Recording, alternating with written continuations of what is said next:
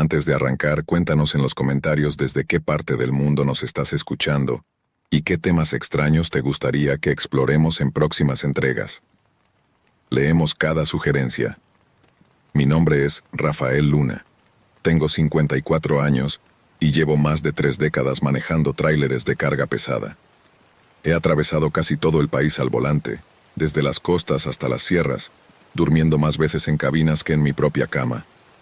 No soy alguien que crea en lo sobrenatural. A lo largo de los años me han contado todo tipo de anécdotas. Brujas, fantasmas, espectros en la carretera. Pero para mí, el único peligro real allá afuera siempre han sido los vivos. Hasta esa noche. Era una madrugada gélida de octubre apenas pasadas las 3 de la mañana. Iba avanzando por la autopista que une Puebla con Orizaba, justo en el tramo más apartado, a la altura del kilómetro 123. Allí, el camino se pierde entre neblina densa y árboles que apenas dejan ver las luces de otros camiones a lo lejos. Transportaba una carga de piezas electrónicas rumbo a Veracruz, y ya llevaba horas conduciendo. El cuerpo me lo hacía saber. Los párpados me pesaban, la espalda me ardía y las piernas pedían movimiento. Entonces vi una señal, zona de descanso a 500 metros. Me desvié sin pensarlo. Era uno de esos lugares olvidados por Dios, con un par de bancas oxidadas, un contenedor de basura viejo y un baño portátil al que preferí no acercarme. Apagué el tráiler. Bajé de la cabina y caminé en círculos para despabilarme. El aire era tan denso que apenas podía distinguir lo que tenía a 5 pasos de distancia. Saqué un cigarro, aunque el doctor ya me lo tenía prohibido, y me apoyé sobre el parachoques. Todo era silencio, salvo por el zumbido lejano de unos postes eléctricos y el chasquido del motor que se enfriaba. Pasaron unos 15 minutos. Cuando sentí que las piernas ya estaban menos acalambradas, tiré la colilla al suelo y me dispuse a subir nuevamente al tráiler. Y ahí fue cuando lo vi. Un sujeto estaba sentado en el asiento del copiloto. Sentí como si la sangre se me congelara. No grité, no reaccioné con un impulso. Me quedé inmóvil, con la mano aún en la manija de la puerta, mirándolo. Él me devolvió la mirada, tranquilo, como si me hubiera estado esperando. Llevaba puesto un abrigo largo, sucio y manchado. Su rostro era moreno, con barba desordenada y unas ojeras profundas. No parecía ni drogado ni ebrio. Simplemente estaba ahí. «Buenas noches, jefe», dijo con voz rasposa. «¿Va para Veracruz?» No pude responder. Bajé del escalón de un salto y cerré la puerta de golpe. Corrí hasta la parte trasera, donde siempre guardo una llave de hierro pesada, por seguridad. Cuando volví, rezando porque fuera una alucinación, el tipo seguía ahí. Me acerqué por la ventanilla del copiloto. No se movía. Solo me observaba como si yo fuera el que no encajaba. Golpeé el cristal con rabia. «Salte de ahí. Ese camión no es suyo». Pero no reaccionó. Solo inclinó la cabeza como si me estuviera estudiando. Di la vuelta y abrí mi puerta con fuerza. Estaba listo para sacarlo a la fuerza, pero al subir el asiento estaba vacío. Revisé todo el interior, la cama, la nevera, el pequeño compartimiento debajo de los asientos. Nada. Era como si nunca hubiera estado. Pensé que el cansancio me estaba haciendo ver cosas. Me senté al volante, bebí un poco de agua y prendí la radio para escuchar alguna emisora local. Solo interferencia. Tomé el teléfono. Sin señal. Como si estuviéramos en otro mundo. Encendí el tráiler. Todo parecía funcionar bien, pero al pisar el freno, el pedal no se movía, como si algo lo hubiera trabado. Me bajé a revisar. Por fuera no noté nada raro. Pero al volver a subir, él estaba de nuevo sentado ahí. No hablaba. Tenía la cabeza gacha y las manos apoyadas en las rodillas, temblando. Al alzar la mirada, su voz apenas fue un susurro. «No quiero causarle problemas, de verdad. Solo necesito llegar». Su tono tenía algo indescriptible. No era fantasmal. Era humano, pero desesperado, como si estuviera huyendo de algo que no entendía. Me armé de valor. «¿Quién eres? ¿Cómo entraste?» «No lo sé», respondió. «No sé dónde estoy, ni cuánto tiempo ha pasado. No sé nada». Intenté bajarme otra vez, pero él me detuvo con una mano sobre mi brazo. Su tacto era real. Su piel áspera como la de alguien que lleva días en la intemperie. Y su olor, sudor, tierra, miedo. Entonces dijo algo que me heló. «Vienen por mí, ya casi están aquí». Y en ese instante las luces aparecieron. 3 juegos de faros salieron de la niebla. aproximándose por la parte de tierra al costado de la zona de descanso. No era policía, no era ayuda vial. Eran camionetas oscuras, sin placas y en completo silencio. Me agaché instintivamente en el asiento. No me importó si parecía un cobarde. Algo en la forma en que se movían esas luces me decía que esto no era un asalto cualquiera. El tipo a mi lado susurró con la voz quebrada: «No me deje, por favor, si me bajan, no regreso». Lo miré de reojo. No tenía lágrimas, pero el terror en sus ojos era de alguien que ya había vivido el infierno. Pensé en abrir la puerta, correr al monte, abandonarlo todo, pero algo me lo impedía. Era como si mi cuerpo no respondiera. Las camionetas se detuvieron justo frente al tráiler. Durante unos segundos no pasó nada. Silencio absoluto. Y entonces, el primer golpe. Un estallido metálico en la parte trasera del tráiler, seco, preciso, como si usaran herramientas para abrir la caja. Luego vinieron los pasos. 2, 3, quizá 4 personas caminando alrededor del camión. Se sentía como si me rodearan lentamente, con paciencia, con la certeza de que yo no tenía escapatoria. Unos nudillos tocaron la puerta de mi lado. Golpes lentos, con una calma escalofriante. «Rafael Luna», dijo una voz profunda desde afuera. «Ábrele, sabemos que lo llevas contigo». Sentí un frío recorrerme el espinazo. ¿Mi nombre? ¿Cómo sabían mi nombre? El tipo a mi lado negó con la cabeza, desesperado. Su rostro estaba desencajado. «Si me entrega, usted no llega vivo al amanecer». El siguiente golpe fue más fuerte. Escuché cómo crujía la cerradura trasera, el metal cediendo. No me dieron más opción. Con manos temblorosas giré la llave de contacto. El tráiler rugió, más fuerte de lo normal, como si él también supiera que tenía que huir. Metí reversa y pisé el acelerador a fondo. Sentí como una de las camionetas era embestida. Hubo gritos, golpes, una mezcla de luces que se sacudían en el retrovisor. No me importó. Tomé la autopista de vuelta con el volante firme y la vista al frente. Las ruedas rechinaban. El tráiler se bamboleaba. Pero no solté el acelerador. Conducía a ciegas entre la niebla, tragándome las curvas sin mirar atrás. El corazón me martillaba el pecho. Solo cuando sentí que ya no nos seguían, me atreví a girar la cabeza hacia el asiento del copiloto. Giré la cabeza, con el corazón en la garganta, esperando encontrar esos ojos desesperados, esa presencia que había surgido de la nada. Pero el asiento estaba vacío. No había nadie, ni rastro del hombre. Solo mi botella de agua medio vacía, unos papeles del embarque y un cenicero con una colilla aplastada. Miré debajo del asiento. Nada. En la cama trasera, nada. Me pasé la mano por la cara, sudando frío.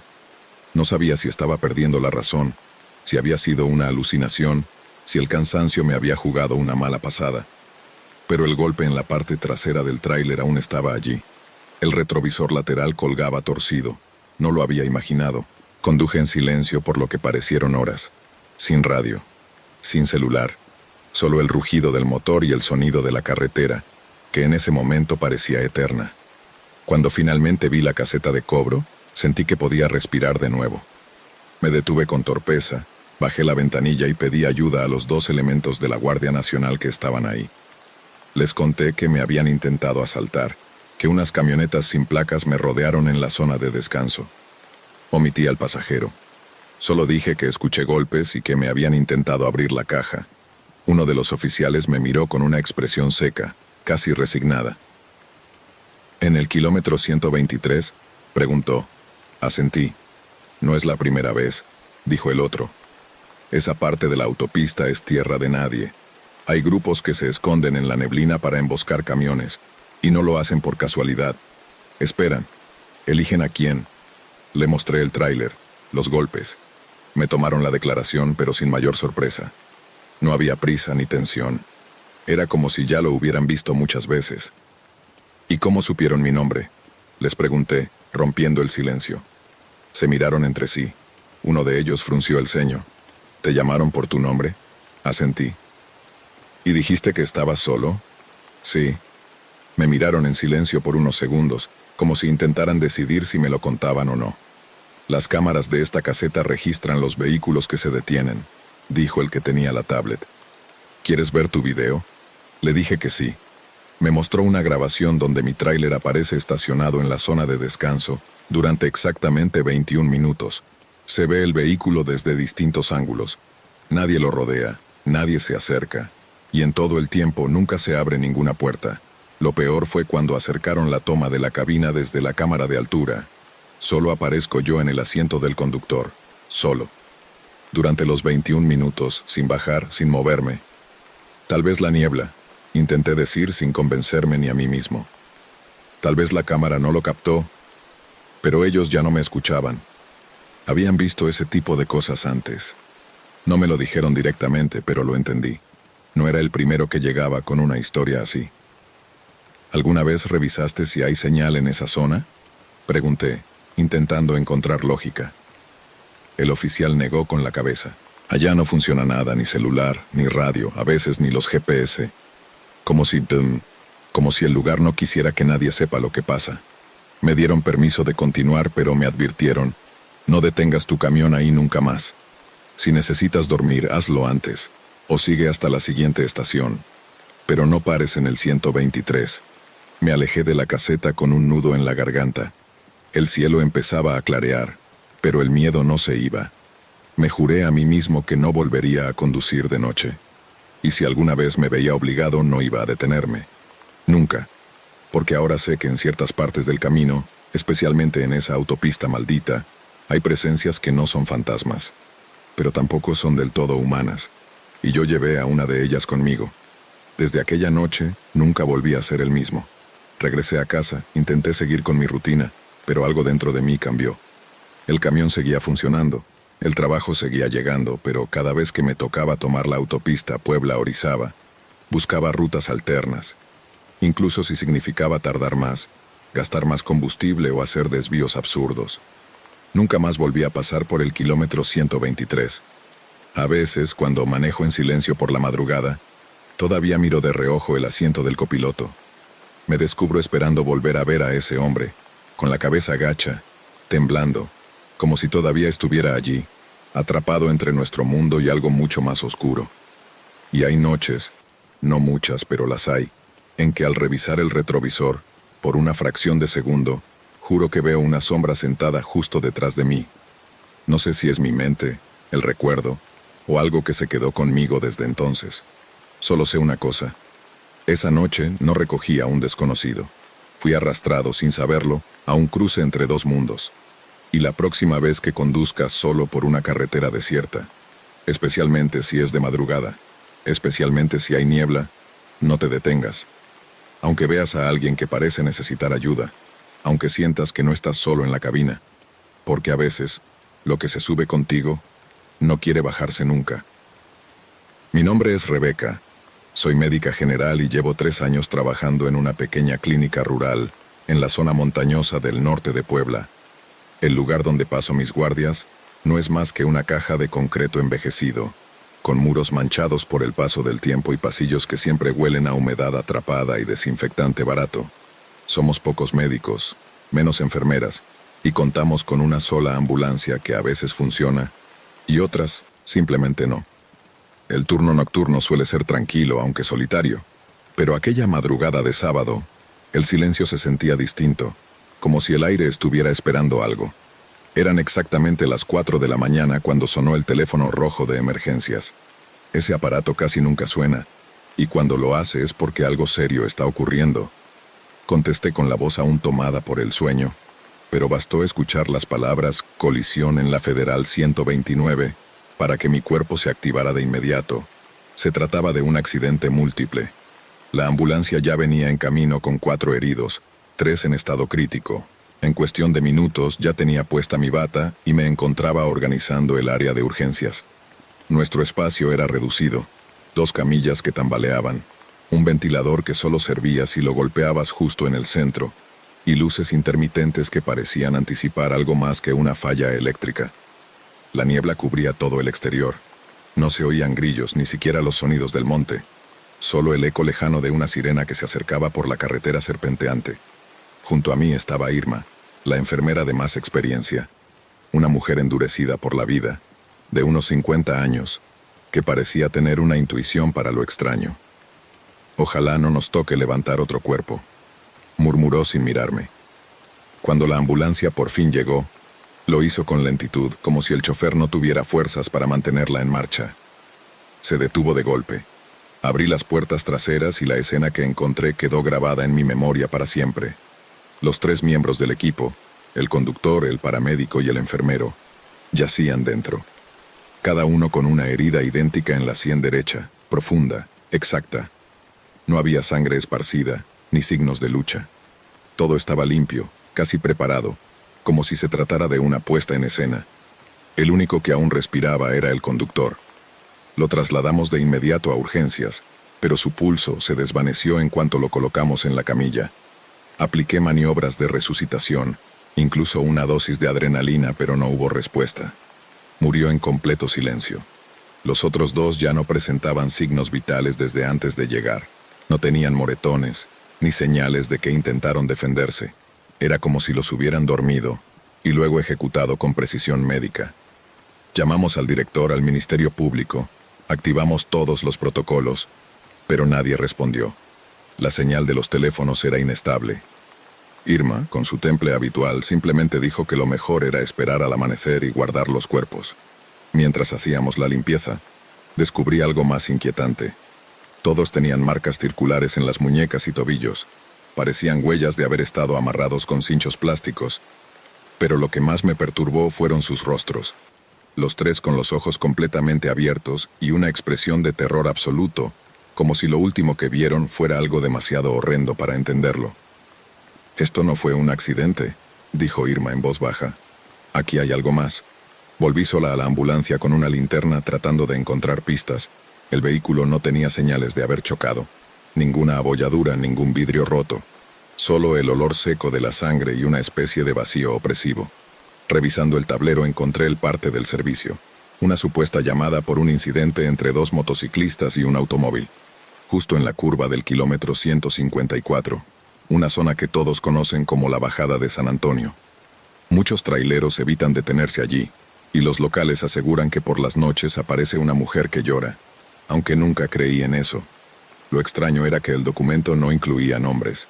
Ningún responsable del llamado, ningún dato de contacto. Solo un papel arrugado con un número escrito a mano. 20 minutos. «¿Qué crees que significa?», le pregunté a Irma mostrándole el papel. Ella lo miró con el ceño fruncido. «Ese número me suena. Es lo que se tarda desde San Antonio hasta aquí, si vienes a velocidad media.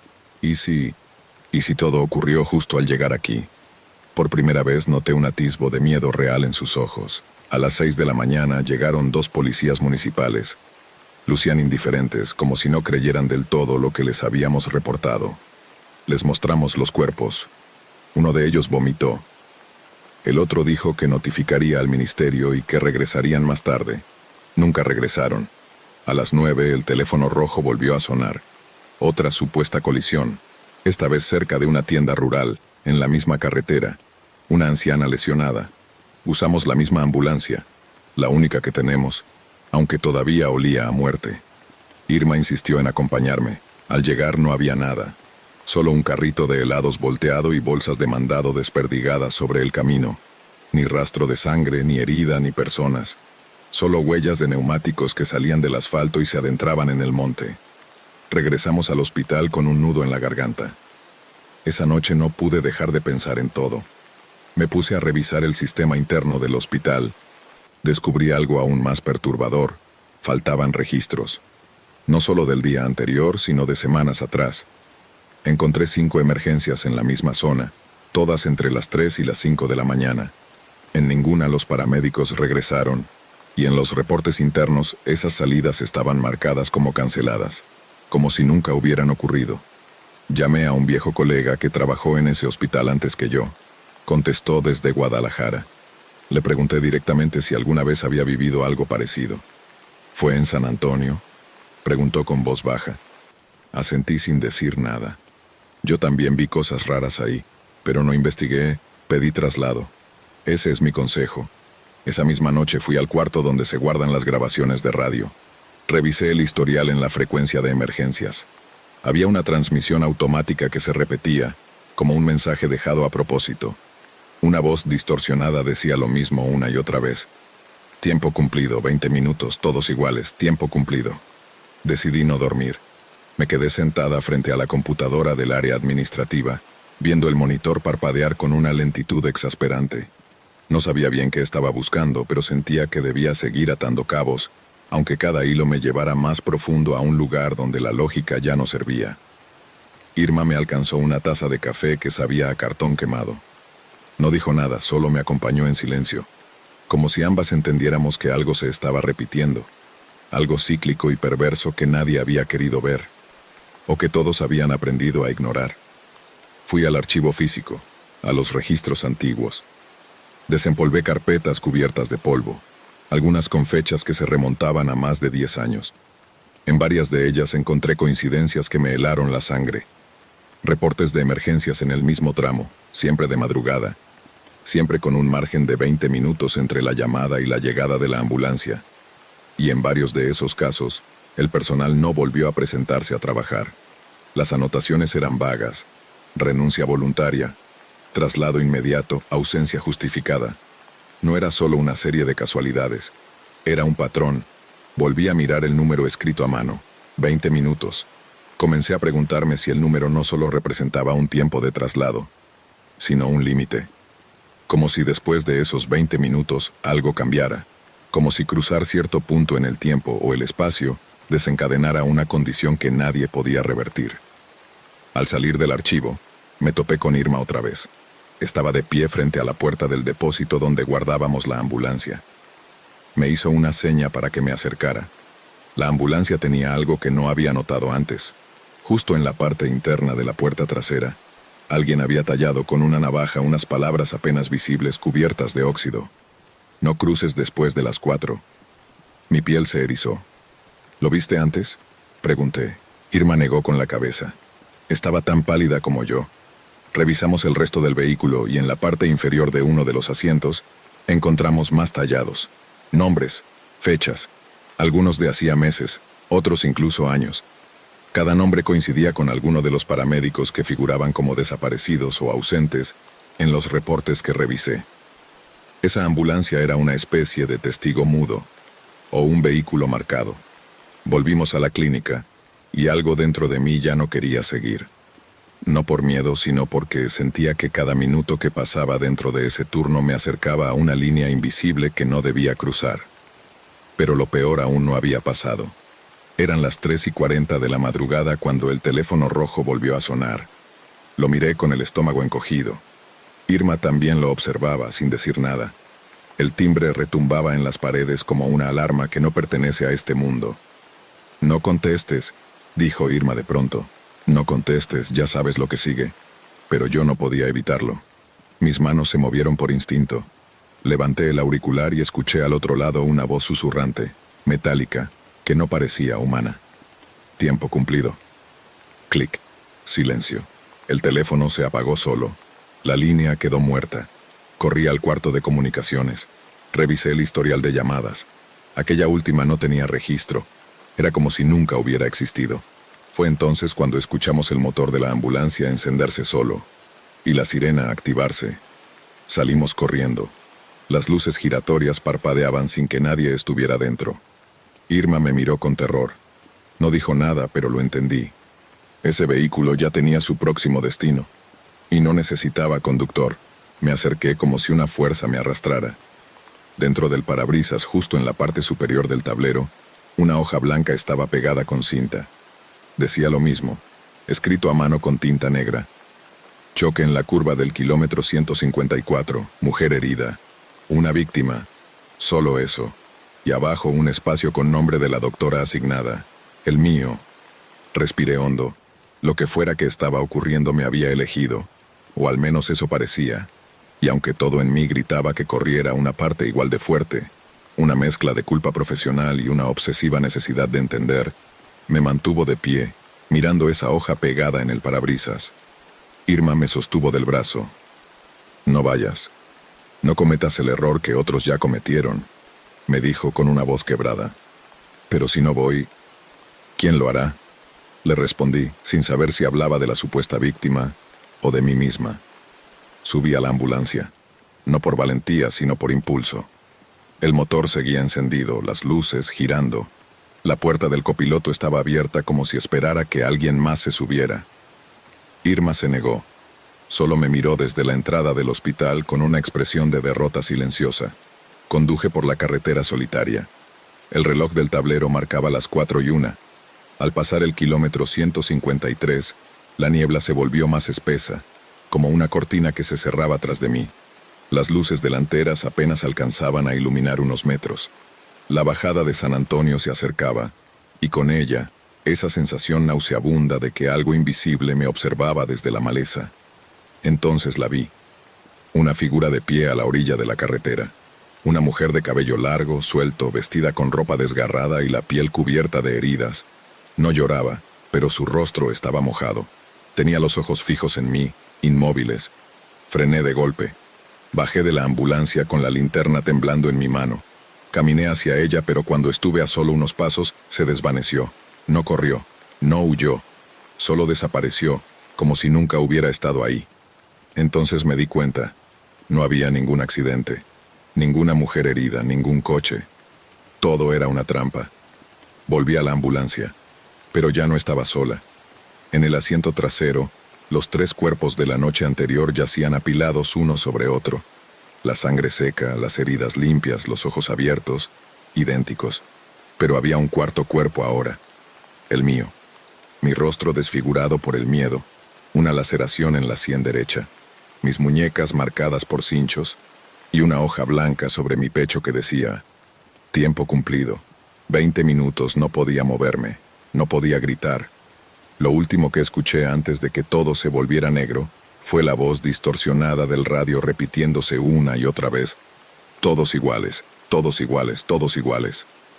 Desde entonces el teléfono rojo del hospital ha vuelto a sonar varias veces, pero nadie se atreve a contestarlo, porque quien lo hace, no vuelve. Y tú, si alguna vez estás de guardia en una clínica alejada en plena madrugada y escuchas sonar un viejo teléfono de emergencia, recuerda esto. No siempre hay alguien al otro lado que necesite ayuda. A veces, es algo que solo quiere que vayas y nunca regreses. Trabajo en una estación de pesaje ubicada en un tramo solitario de la autopista México-Veracruz, justo antes de llegar a Río Blanco, donde la carretera se vuelve angosta y serpenteante. Mi labor consiste en verificar el peso de los camiones que cruzan por ahí, especialmente durante el turno nocturno, que es cuando más tiempo paso en soledad. Mientras la mayoría duerme, yo vigilo que las toneladas coincidan con lo que declaran los documentos. Si hay alguna discrepancia, detengo al conductor para inspeccionar. Aquella madrugada, como muchas otras, llevaba más de 5 horas seguidas sin pausas. El café ya tenía gusto a madera húmeda y la neblina se adhería a los cristales de la caseta como si tratara de ocultarme lo que venía. Eran las 3:22 de la mañana cuando apareció un tráiler Kenworth blanco, con placas del Estado de México. Avanzaba lento, y noté enseguida que el chofer se veía incómodo. Frenaba antes de tiempo, como si temiera pasarse o le costara avanzar. Desde mi cabina lo observé bien. Llevaba barba descuidada, la expresión inquieta, y no dejaba de mover los ojos. Le hice una seña para que se detuviera sobre la báscula. Al revisar los datos en la consola algo no cuadraba. Había una diferencia de 20 toneladas menos respecto al manifiesto. Volví a verificar los números. Luego salí de la caseta con la linterna en mano y me acerqué al tráiler para pedirle los papeles. ¿Carga seca?, pregunté. El hombre tragó saliva antes de responder. Sí, papel higiénico. Va de Tlaxcala a Minatitlán. Revisé la documentación. Todo parecía estar en regla, al menos en el papel. Pero 20 toneladas no se esfuman solas. Eso era suficiente peso para esconder algo, o a alguien. Le indiqué que tendría que revisar el interior del remolque. Él se tensó. No se puede, está sellado, dijo con voz temblorosa. Le respondí que si no me permitía la inspección llamaría a la Guardia Nacional. Fue entonces cuando, sin decir más, dejó caer los documentos y salió corriendo hacia el monte que bordeaba la autopista. Su figura se desvaneció entre los árboles y los arbustos que crujían bajo sus pasos. No lo perseguí. En lugar de eso, hice lo que marca el protocolo. Aseguré la unidad y alerté por radio. Me dirigí a la parte trasera del tráiler. El sello de seguridad había sido manipulado, alterado con cuidado para aparentar que seguía intacto. Corté la faja con mi navaja y abrí la compuerta. Un hedor denso salió de inmediato, pero no era olor a papel, era algo más. Encierro, sudor, miedo. Al iluminar el interior los vi. 20 personas apretujadas sobre costales vacíos. Algunas dormían, otras me observaban con una expresión ausente. No decían nada. Había hombres, mujeres y un par de adolescentes. Les pregunté si estaban bien, si había heridos. Uno de ellos, un joven con acento del sur, me murmuró: «Por favor, no diga nada. Solo no les diga a los otros». Le pregunté a qué otros se refería, pero se giró hacia el rincón y no respondió. Algo me revolvió el estómago. He estado en esto por años y he visto muchas cosas, pero había algo en ese silencio colectivo. Una calma forzada que me ponía los pelos de punta. Volví a cerrar la caja y retomé la radio para dar aviso. Proporcioné la ubicación exacta, reporté que el conductor había huido y pedí refuerzos. Pero entonces, desde la cabina del tráiler, comenzó a sonar algo. Era un sonido metálico, irregular, como un clic que se repetía. Me acerqué y encontré debajo del tablero un compartimiento alterado. En su interior, un dispositivo de radio que no era común entre camioneros. Era un transmisor militar. Lo encendí y escuché voces entre la estática. Cambio de ruta, pasen por Chalchicómula. Limpieza programada en el kilómetro 113. No se detengan. Otra voz respondió: entendido, cancelar revisión. El operativo sigue al este. Mi cuerpo se quedó helado. Eso no era tráfico normal. No era casualidad. No era algo que debía haber oído. Estaban hablando de nosotros. Y estaban monitoreando. Guardé el transmisor en mi mochila sin decir una palabra más. Cuando llegaron los agentes de la Guardia Nacional, les entregué la unidad, firmé el acta preliminar y relaté los hechos, pero omití por completo lo que había escuchado por la radio. Tampoco mencioné el compartimento oculto ni el dispositivo. Solo uno de los agentes, un tipo de rostro serio y voz seca, se me acercó mientras revisaban el tráiler y me lanzó una pregunta directa. ¿Dijo algo el conductor antes de escapar? Lo miré unos segundos. Dudé. Luego negué con la cabeza. Pero sí había dicho algo. Justo antes de echarse a correr, el chofer me había susurrado una frase que desde entonces no ha dejado de rebotar en mi mente. No los mires a los ojos. No preguntes nada. Solo vete. Los días que siguieron fueron una neblina pesada. Dormía poco y mal. Pedí vacaciones y me fui unos días con mi hermana en Chalapa tratando de desconectar. Pero no funcionó. En cada calle, en cada reflejo de vidrio, en cada estación de servicio, sentía como si me observaran. No eran paranoia ni nervios. Era otra cosa. Algo más profundo, más visceral. Una semana después, mientras revisaba mis pertenencias, noté que alguien había rebuscado en mi mochila. El transmisor había desaparecido. No dije nada. No lo reporté. Ni siquiera me enojé. Solo supe que ya no estaba solo en esto. Ese mismo día me llamaron de la central. Me dijeron que no había registro del tráiler, que el operativo había sido absorbido por otra dependencia, que las personas encontradas estaban bajo custodia y que debía guardar absoluta discreción sobre lo ocurrido. Me dijeron que todo sería manejado como una anomalía del sistema de pesaje. Les colgué sin decir nada. Ya había entendido el mensaje. Desde entonces, cada vez que una unidad pesada se acerca a la caseta durante las madrugadas, algo en mi cuerpo se pone tenso. A veces, muy de madrugada, cuando el viento sopla fuerte entre los cerros y la niebla se arrastra como una criatura viva, vuelvo a escuchar esos clics metálicos en mi cabeza. Como si el transmisor aún estuviera cerca, como si aún estuvieran transmitiendo. Y juro que en más de una ocasión, cuando me acerco al vidrio empañado de la cabina, veo esos ojos, callados, fijos, inhumanamente quietos, mirándome desde alguna parte que no puedo ubicar. Sé que no fui el primero, y también sé que no seré el último. En esta autopista, hay cargas que no aparecen en los manifiestos, porque no tienen peso, y hay quienes viajan en silencio, esperando que algún verificador con mala suerte, como yo, abra la caja equivocada.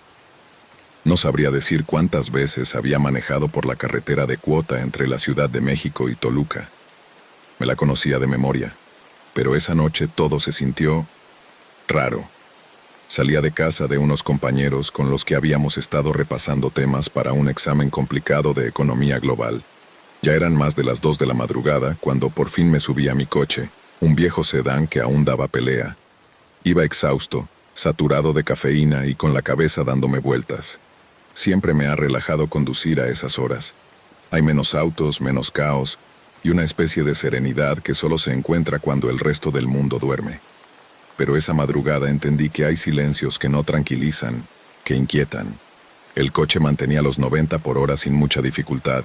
Las luces delanteras cortaban la oscuridad de una autopista casi vacía.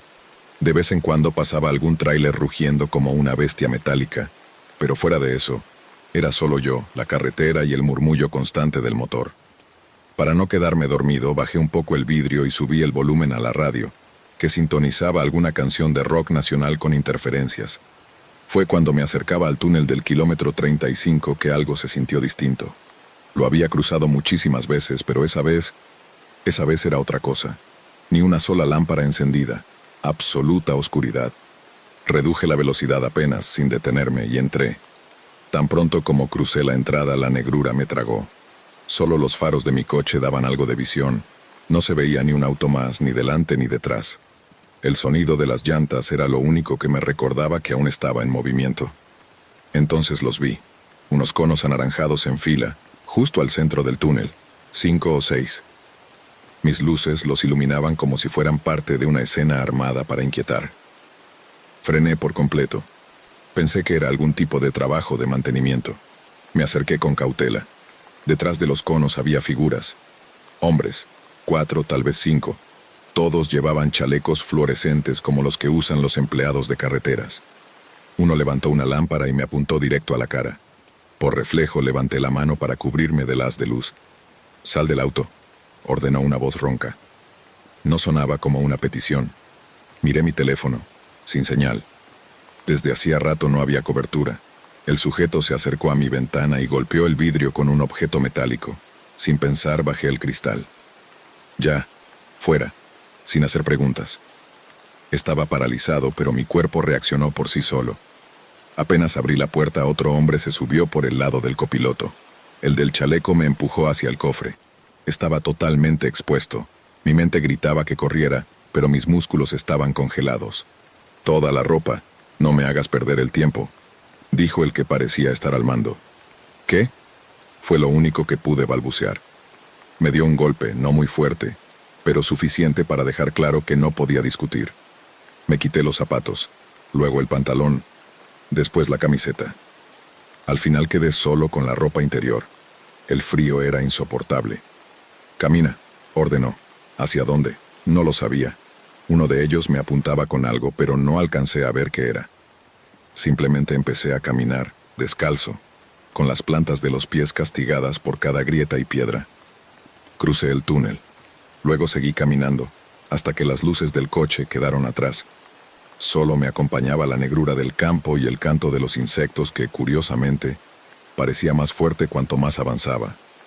A lo lejos, se oían voces que me apuraban a seguir. Pero luego, nada. Silencio. Cuando las voces desaparecieron detrás de mí, supe que estaba solo, totalmente solo. El viento frío se colaba por cada poro y el asfalto parecía cortar mis pies con cada paso. No tenía idea de dónde estaba, ni cuánto tiempo llevaba caminando. Solo sabía que no debía detenerme. Seguí la línea blanca del borde de la carretera como si fuera una cuerda que me ataba a la vida. Mis piernas temblaban, no solo por el frío, sino por la tensión que me envolvía. Quizás fueron 20 minutos, quizás una hora. No lo sé. El tiempo se diluye cuando tu única preocupación es sobrevivir. De pronto, a lo lejos, vi luces. No sabía si era una estación de servicio, una patrulla, cualquier cosa me habría servido. Avancé como pude, tropezando, jadeando, congelado. Era una caseta de vigilancia, de esas que están en tramos olvidados para monitorear el tráfico. Toqué la reja con desesperación. Grité. Un hombre salió somnoliento, con expresión desconfiada. «¿Qué te pasó? ¿Qué traes encima?», me preguntó con los ojos entrecerrados. No supe qué responder. Me desplomé en el suelo temblando, derrotado. El hombre, aún con dudas, me cubrió con una cobija. Me dio un poco de agua y me dejó usar su teléfono para hacer una llamada. No sabía a quién marcar, así que llamé a casa. La policía llegó casi una hora después. Tomaron mi testimonio, anotaron todo, hicieron preguntas rutinarias. y me soltaron una frase que me dejó helado. No eres el primero al que le pasa algo así por esta zona. Al parecer, ese grupo ya había sido reportado antes. Actuaban de forma aleatoria, en distintos tramos, y nunca atrapaban a nadie. Mi coche fue hallado días más tarde, abandonado en un estacionamiento de Naucalpan. Vacío, sin rastros, sin huellas, como si lo hubieran dejado ahí solo para burlarse. Nadie fue detenido. Nadie dio la cara. Nadie supo nada más. Mis padres me ayudaron a regresar a casa. Me encerré en mi cuarto por casi una semana. No podía dormir. Cada vez que cerraba los ojos volvía a ver esa lámpara apuntándome a la cara. Escuchaba las voces, sentía el concreto frío bajo mis pies. Desde entonces nunca más volví a conducir de noche. Y mucho menos por la México-Toluca. No es que tenga miedo de fantasmas o leyendas. Number. Lo que me da verdadero terror es saber que, allá afuera, hay hombres reales. Hombres organizados. Hombres que saben cómo hacerte desaparecer en plena autopista sin dejar rastro. Y eso, créeme, da mucho más miedo que cualquier historia de terror. Me llamo Elías. Trabajo como repartidor en moto para una app de entregas en la Ciudad de México. Tengo 26 años, una moto itálica negra algo traqueteada y una rutina que ya me sé de memoria. Recoger, entregar, esquivar peatones, baches y tratar de no matarme en el intento. Esa noche, mejor dicho, esa madrugada ya iba de regreso a casa. Eran cerca de las 3 y lo único que quería era bañarme y dormir sin tener que poner despertador. El frío era seco y penetrante, y el cansancio me colgaba en la espalda como un costal. Justo cuando iba a desconectarme me cayó un último pedido. Era desde un Oxxo en la colonia Doctores hasta un edificio en la parte vieja de la San Rafael. El precio. Tarifa dinámica, el doble. Dudé. ¿Quién pide cosas a esa hora y en esa zona? Pero ya sabes cómo es, la necesidad manda y la moto andaba pidiendo aceite. Lo acepté. Recogí en la tienda 2 latas de cerveza Victoria, una cajetilla de cigarros sin filtro y unas papas. Eso era todo. Más de 6 kilómetros hasta un inmueble viejo sobre la calle Rosales, número 48. El cliente, alguien registrado como Ulises. De noche las calles parecen más amplias y el silencio tiene un peso raro. Pasé junto a locales cerrados, puestos tapados con lonas y avenidas donde los semáforos cambiaban sin que nadie los viera. No había un alma, ni un solo policía. Cuando llegué a la dirección indicada, me invadió una incomodidad extraña. El edificio parecía abandonado. Paredes descarapeladas, ventanas rotas, graffiti. Lo peor, no había ni una luz prendida, ni en el primer piso ni en ninguno. 0 señales de vida. Me bajé de la moto sin apagarla, revisé la app otra vez. Sí, era ahí. Toqué un timbre que apenas colgaba de unos cables pelados. Nada. Golpeé la puerta metálica. Silencio. No había reja, ni vigilancia, ni portero. Entonces escuché una voz, desde dentro. «Pásale, carnal, la puerta ya está abierta». Me congelé. Era una voz grave, áspera. No venía de ningún interfón, sino de adentro. Desde el fondo. ¿Cómo sabía mi nombre? Solo si había visto el pedido en la app, pero igual sonaba raro, como si ya me estuviera esperando. Empujé la puerta. No rechinó ni pesaba. Era casi como si no tuviera bisagras. El recibidor era un desastre. Basura en el piso, polvo, un olor fuerte a humedad y concreto mojado.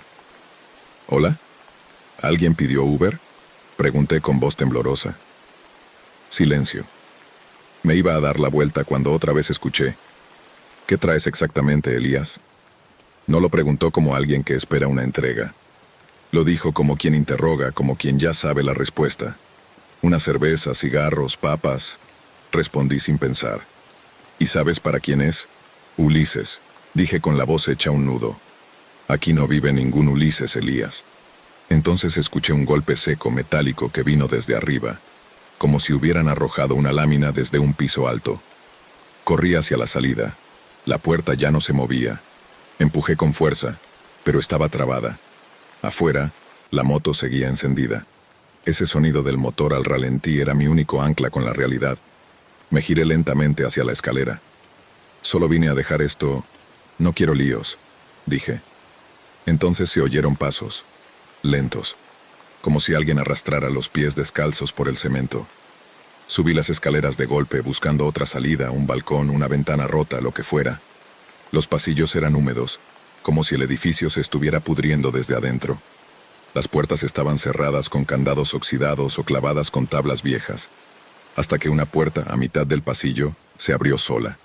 Dentro no había nada, ni muebles, ni focos, solo una vela encendida sobre una mesa rota, encima una libreta abierta. Me acerqué sin saber por qué, como si algo me empujara. En la libreta solo una línea escrita con letra apretada. Si estás leyendo esto ya es demasiado tarde.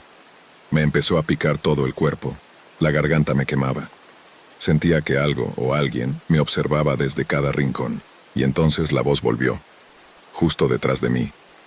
¿Sabes por qué viniste, Elías? Me giré. No había nadie. La vela se apagó. Corrí escaleras abajo, esquivando pedazos de madera, bolsas de basura abiertas, trapos húmedos que parecían tener años ahí. Bajé sin mirar atrás, con el pulso desbordado y los latidos rebotando en las sienes. El recibidor seguía a oscuras, pero ahora no estaba solo. Frente a la puerta había alguien, un hombre alto, flaco, con una chaqueta larga. Tenía el rostro oculto bajo una capucha, no se movía, no hablaba, solo me miraba, o al menos eso parecía. Yo me detuve en seco, con la mochila colgando de un hombro, sin saber si gritar o huir. ¿Ya te diste cuenta?, dijo de pronto, con voz calmada. ¿De qué hablas? ¿Qué es esto? Esto no es una entrega, es un mensaje. ¿Qué mensaje? El tipo alzó la mano. En ella traía una fotografía vieja, doblada por las esquinas, amarillenta por el tiempo.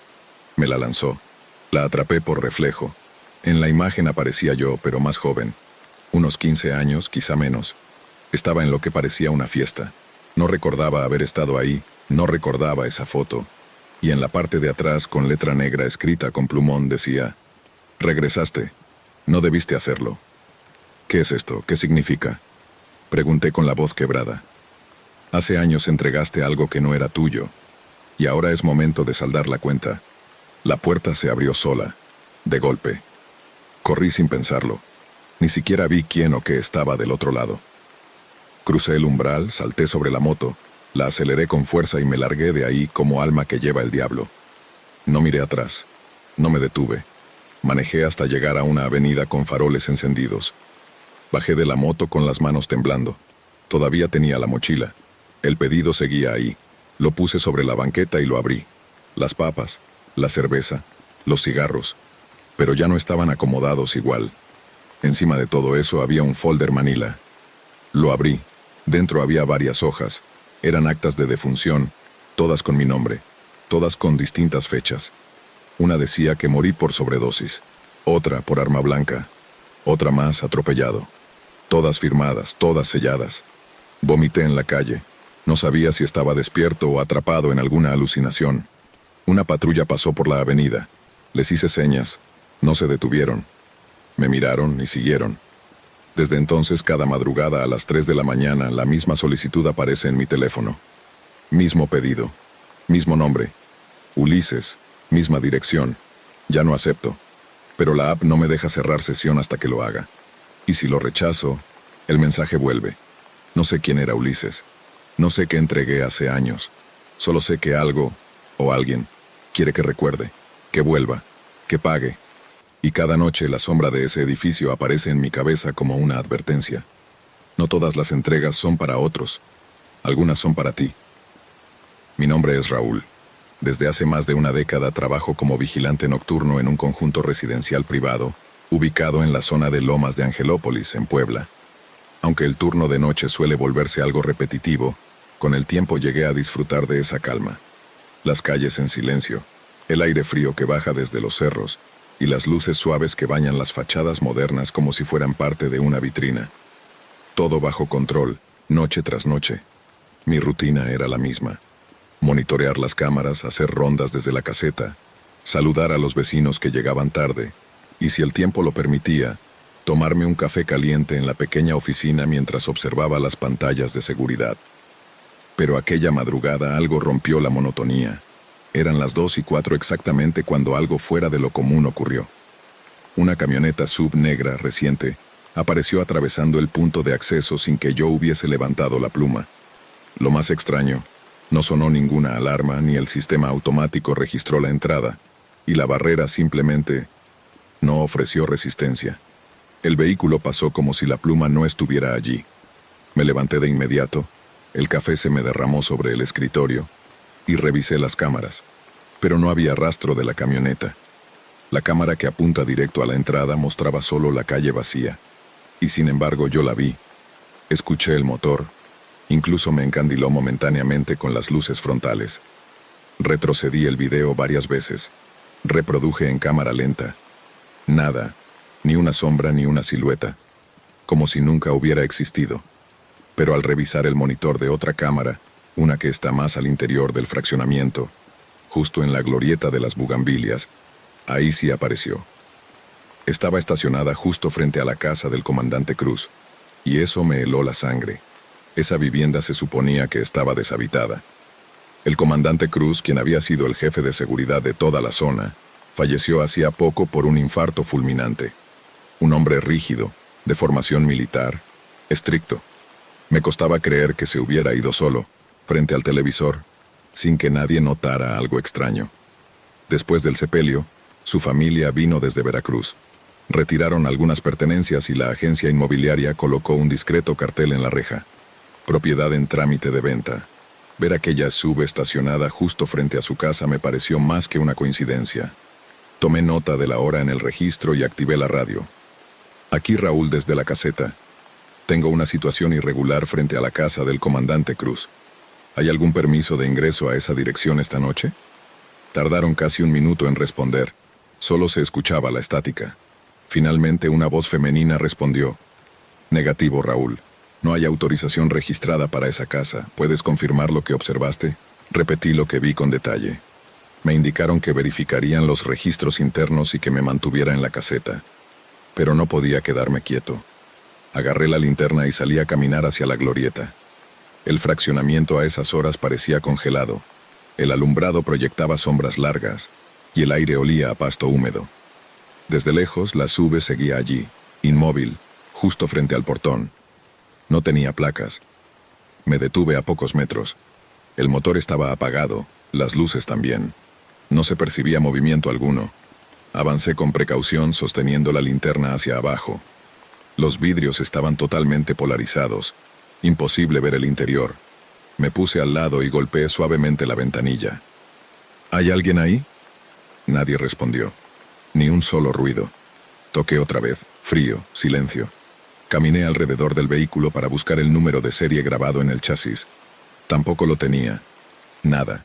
Ni stickers, ni marcas, ni señales. Como si hubieran limpiado cualquier rastro de identidad. Levanté la vista hacia la casa. Todo parecía igual. Las plantas secas en las jardineras, el foco del porche apagado. Pero en el segundo piso, una luz tenue estaba encendida. Me paralicé.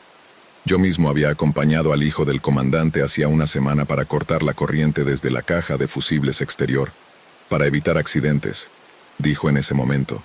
Entonces, ¿cómo era posible que hubiera luz encendida dentro? No me atreví a entrar. No era parte de mis funciones. Llamé otra vez por radio y reporté la situación. Me indicaron que regresara a la caseta y esperara a la patrulla privada, que llegaría en unos 15 minutos. Volví caminando, con una sensación rara, como si algo o alguien me observara. Cada paso se volvía más pesado, más lento. Ya en la caseta, volví a revisar todas las cámaras. Busqué tomas donde pudiera aparecer la SUV en alguna parte del recorrido. En la entrada, en las calles, en la glorieta, solo la mostraban en ese último punto. Ninguna otra cámara captó su ingreso. Esperé la patrulla, pero antes de que la patrulla llegara, la SUV desapareció. Sin sonido de motor, sin luces encendiéndose, sin movimiento detectado por ninguna de las cámaras. Revisé cada pantalla en tiempo real. Nada.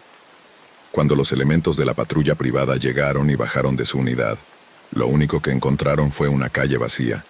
Caminamos juntos hasta la casa del comandante Cruz. Todo parecía exactamente igual. Las jardineras secas, el cartel de "en venta" en su sitio, y la luz del segundo piso aún encendida. Tocaron la puerta varias veces, nadie respondió. Verificaron las cerraduras. Todo estaba en orden, cerrado por dentro. Ni huellas, ni señales de ingreso forzado. Ni un solo indicio de que alguien hubiese estado allí. Esa madrugada no logré pegar el ojo. Sentía la mente espesa como si algo no encajara del todo con la lógica del mundo. 2 días después, durante otro turno nocturno, la luz del segundo piso seguía prendida. Avisé nuevamente al administrador del fraccionamiento, quien a su vez contactó a la inmobiliaria. La respuesta fue aún más inquietante. Nadie había visitado la casa desde que se pusieron las llaves bajo resguardo, y ningún agente tenía acceso autorizado en esos días. Fue entonces cuando pedí mi cambio de horario. No fue difícil justificarlo. Dije que los turnos nocturnos ya no me convenían por cuestiones personales. La verdad es que no quería volver a estar solo, de noche, frente a esas pantallas que me devolvían imágenes incompletas, como si me ocultaran parte de la verdad. Pasó un mes. Un nuevo guardia tomó mi lugar en las madrugadas. Jovencito, con ganas de cumplir, muy serio. Pero al tercer día de trabajo renunció de forma inmediata, sin solicitar reubicación ni compensación. Solo dejó un mensaje breve que me llegó por otros compañeros, una frase que todavía me retumba en la cabeza cada vez que paso por esa glorieta. Esa casa no está vacía, y esa camioneta sigue entrando en las madrugadas, solo que nadie la ve. Esa misma noche, después de escuchar el comentario del nuevo guardia, no pude quedarme tranquilo. Aunque ya no estaba en turno nocturno, sentí la necesidad de regresar por mi cuenta, al menos una última vez. Algo dentro de mí no me dejaba soltar el asunto. Volví cerca de las 2 de la mañana, en mi día libre. Me estacioné discretamente unas calles antes. Llevé una linterna y caminé por la glorieta. Todo parecía en calma. La casa del comandante seguía igual, sombría, con su cartel de venta aún colgado, pero la luz del segundo piso seguía encendida, como si nada ni nadie la hubiera apagado en todo ese mes. Y entonces, ahí estaba de nuevo, la SUV, silenciosa, estacionada frente al portón, exactamente en el mismo lugar que la primera vez. No escuché que llegara, no vi las luces, no hubo motor, simplemente, ya estaba ahí. Me acerqué más que nunca. La observé en detalle. Esta vez tenía algo nuevo, un leve empañamiento en el parabrisas delantero. Me acerqué y con la manga limpié un poco. Fue ahí cuando lo vi. Había alguien sentado adentro. O algo. No distinguí rasgos, pero la silueta era inconfundible.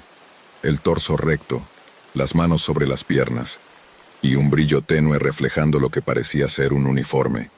Un uniforme militar. Me eché hacia atrás instintivamente, con el corazón desbocado.